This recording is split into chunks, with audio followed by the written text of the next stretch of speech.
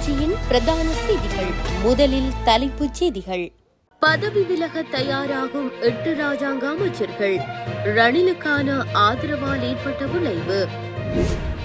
இன்று வரலாற்று சிறப்புமிக்க நல்லூர் ஆலய குடியேற்றம். வவுனியா பாடசாலை ஒன்றில் சரஸ்வதி மற்றும் மாதா சிலை அமைக்க எடுத்த முயற்சியால் குழப்ப நிலை. பிரித்தானியாவில் தீவிரமடையும் புலம்பெயர்தலுக்கு எதிரான வன்முறைகள். ஈழத்தமிழர்களுக்கும் அபாயம். தொடர்பான விரிவான செய்திகள்.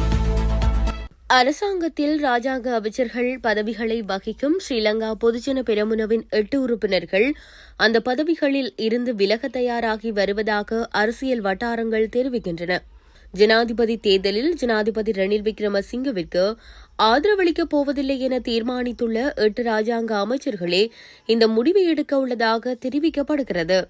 இதன்போது டி.வி. சானக, தேனுக விதானகமகே, சசீந்திர ராஜபக்ஷ, அசோக பிரியந்த, மொஹனி டி சில்வா, இந்திகா அனுருத்த, பிரசன்ன ரணவீர மற்றும் ஸ்ரீபால கம்லத் ஆகிய ராஜாங்க அமைச்சர்கள் குழுவே இவ்வாறு பதவி விலக உள்ளதாக கூறப்படுகிறது. இதேவேளை அரசாங்கத்திற்கு ஆதரவளிக்காமல் ராஜாங்க அமைச்சர்கள் பதவிகளில் நீடிப்பது நெறிமுறை அல்ல என பல அமைச்சர்கள் கடந்த காலங்களில் சுட்டிக்காட்டியிருந்தனர். எவ்வாறாயினும் அந்த ராஜாங்க அமைச்சர்களின் பதவிகளில் தொடர்பில் எவ்வித நடவடிக்கையும் எடுக்க அரசாங்கம் இதுவரை தீர்மானிக்கவில்லை என தெரிய வந்துள்ளது. அத்துடன் எதிர்வரும் ஜனாதிபதி தேர்தலில் தனிப்பட்ட காரணத்திற்காக ஜனாதிபதி ரணில் விக்ரமசிங்கவிற்கு ஆதரவளிப்பதாக அமைச்சர் பவித்ரா வன்னியாராஜே ஸ்ரீலங்கா பொதுஜன பெரமுனவின் தேசிய அமைப்பாளர் நாமல் ராஜபக்ஷவிடம் தெரிவித்துள்ளதாக இந்த கட்சி வட்டாரங்கள் தெரிவிக்கின்றன. எனினும் அரசியலில் தனிப்பட்ட முடிவுகளை இணைக்க வேண்டாம் என பவித்ரா வன்னியாராஜியிடம் நாமல் ராஜபக்ஷ வலியுறுத்தியுள்ளதாக கூறப்படுகிறது. யாழ்ப்பாணத்தின் வரலாற்று சிறப்புமிக்க ஆலயங்களில் ஒன்றான நல்லூர் கந்தசுவாமி கோவிலின் குரோதி வருட மகோற்சவ பெருந்திருவிழா இன்று வெள்ளிக்கிழமை முற்பகல் 10 மணிக்கு கொடியேற்றத்துடன் ஆரம்பமாகின்றது. இந்த பெருந்திருவிழாவில் எதிர்வரும் 18ஆம் திகதி பிற்பகல் 4:45 மணிக்கு மஞ்ச திருவிழாவும் 26ஆம் திகதி மாலை 4:45 மணிக்கு கார்த்திகை திருவிழாவும் மறுநாள் 27ஆம் திகதி காலை 6:45 மணிக்கு சூரியோற்சவமும் நடைபெற உள்ளன. தொடர்ந்து 23ஆம் திருவிழாவான எதிர்வரும் 31ஆம் திகதி பிற்பகல் 4:45 மணிக்கு சப்பர திருவிழாவும் செப்டம்பர் 1ஆம் திகதி காலை 6:15 மணிக்கு தேர் திருவிழாவும் அடுத்த நாள் செப்டம்பர் 2ஆம் திகதி காலை 6:15 மணிக்கு தீர்த்த திருவிழாவும் நடைபெற உள்ளன. இதேவேளை நல்லூர் ஆலய சுற்று வீதிகளில் போக்குவரத்து தடை செய்யப்பட்டுள்ளது. அந்த வகையில் நல்லூர் கந்தசுவாமி கோவில் வருடாந்த மகோற்சவ பெருவிழாவை முன்னிட்டு நடைமுறைப்படுத்தப்படும் குறித்த போக்குவரத்து தடையானது எதிர்வரும் செப்டம்பர் 4ஆம் திகதி மாலை வைரவர் சாந்தி நிறைவடைந்த பின்னரே திறந்துவிடப்படும்.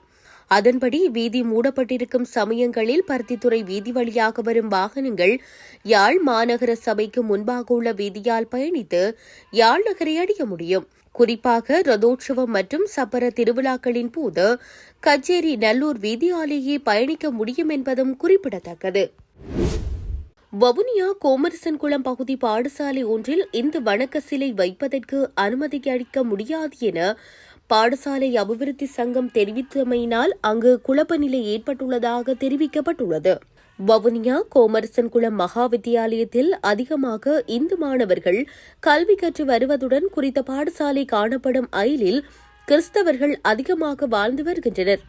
இந்நிலையில் இந்த பாடசாலையில் இந்து மற்றும் கிறிஸ்தவம் என்பவற்றிற்கான காலை பிரார்த்தனை வழிபாட்டிடங்கள் கடந்த 8 வருடங்களுக்கு மேலாக காணப்பட்டு வருவதுடன் அதில் காட்சிப்படுத்தப்பட்டிருந்த இந்து வழிபாட்டு படங்கள் பழுதடைந்து காணப்படுகின்றன. இதன் காரணமாக பாடசாலையின் பழைய மாணவர்கள் இந்து மாணவர்களின் வழிபாட்டிற்காக சரஸ்வதி சிலையொன்றினை வைப்பதற்கும் கிறிஸ்தவ மாணவர்களுக்கு மாதா சிலையொன்று வைப்பதற்கும் தீர்மானித்திருந்தனர். இருப்பினும் இந்த பாடசாலையில் மத சிலையை வைக்கக்கூடாது எனவும் இது கிறிஸ்தவ இந்து மதங்களுக்கிடையில் குழப்பத்தை ஏற்படுத்தும் என கூறி அப்பகுதி மத போதகர் உட்பட சிலர் எதிர்ப்பு தெரிவித்து வருகின்றனர். இது தொடர்பில் அப்பகுதி மத போதகரால் கடிதம் ஒன்றும் பாடசாலைக்கு வழங்கப்பட்டுள்ளது. இதனையடுத்து பாடசாலை அபிவிருத்தி சங்கம் இந்து சிலை வைக்க அனுமதி வழங்க மறுத்துள்ளது. இந்த விடயம் தொடர்பில் வவுனியா தெற்கு வலயத்தின் கவனத்திற்கு கொண்டு செல்லப்பட்டுள்ளதாக பழைய மாணவர்கள் தெரிவித்துள்ளனர். மேலும் பாடசாலையில் இருமத சிலைகளும் வைப்பதற்கு அனுமதி வழங்கப்பட வேண்டும் எனவும் இந்து பிள்ளைகள் அதிகமாக கற்கும் பாடசாலையில் வழிபாட்டு உரிமை இல்லையா எனவும் பழைய மாணவர்கள் கேள்வி எழுப்பியுள்ளனர். இது தொடர்பாக மதபோதகர் ஒருவரை தொடர்பு கொண்டு வினவிய போது இந்த விடயம் குறித்து தான் கேள்விப்பட்டதாகவும் கடிதம் கொடுத்தமை குறித்து அசமந்த போக்காக பதிலளித்துள்ளதாகவும் குறிப்பிடப்பட்டுள்ளது. கனடாவில் கடந்த ஜூலை மாதத்திற்கான சராசரி வாடகை தொகை அதிகரித்துள்ளதாக தெரிவிக்கப்படுகிறது. வீட்டுமனை தொடர்பான நிறுவனங்களினால் வெளியிடப்பட்டுள்ள அறிக்கையில் சராசரி வாடகை தொகை கடந்த மாதம் $2,200 பதிவாகியுள்ளது. இதேவேளை கடந்த ஆண்டை விடவும் இந்த ஆண்டு வாடகை தொகை 5.9% உயர்வடைந்துள்ளது. இந்த நிலையில் பிரிட்டிஷ் கொலம்பியா மற்றும் ஒன்டாரியோ தவிர்ந்த ஏனைய மாகாணங்களில் கடந்த ஆண்டை விடவும் இந்த ஆண்டில் வாடகை தொகை உயர்வடைந்துள்ளதாக குறிப்பிடப்படுகிறது.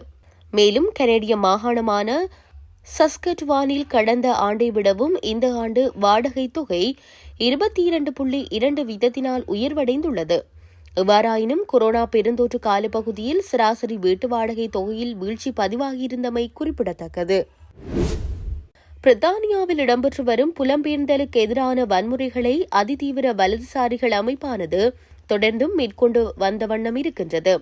இந்த நிலையில் பிரித்தானியாவில் இனவரி தாக்குதல் தீவிரமடைந்துள்ளதைத் தொடர்ந்து தமிழர் தாக்கப்படலாம் என்ற அச்சநிலை எழுந்துள்ளது. இதன்படி லண்டன் உள்ளிட்ட பல நகரங்களில் இடம்பெறும் பேரணிகள் தொடர்பான பட்டியலை வலதுசாரி அமைப்பு வெளியிட்டுள்ளது. அவர்கள் வெளியிட்டுள்ள பட்டியலில் லண்டனில் ஈழத்தமிழ் மக்கள் அதிகமாக வாழும் இடங்களும் குறிப்பிடப்பட்டுள்ளதாக தெரிய வந்துள்ளது. இப்பட்டியலில் நேற்று முதல் மக்களிடையே பதற்றங்களை உருவாக்கியுள்ள நிலையில் மக்களுக்கான பாதுகாப்பு பலப்படுத்தப்படும் என பிரதமர் கெய்ர் ஸ்டார்மர் உறுதியளித்துள்ளார். இத்துடன் செய்திகள் யாவும் நிறைவு பெறுகின்றன. மேலதிக செய்திகளை அறிந்து கொள்வதற்கு www.tamilaram.com எனும் இணையதளத்தை பார்வையிடுங்கள்.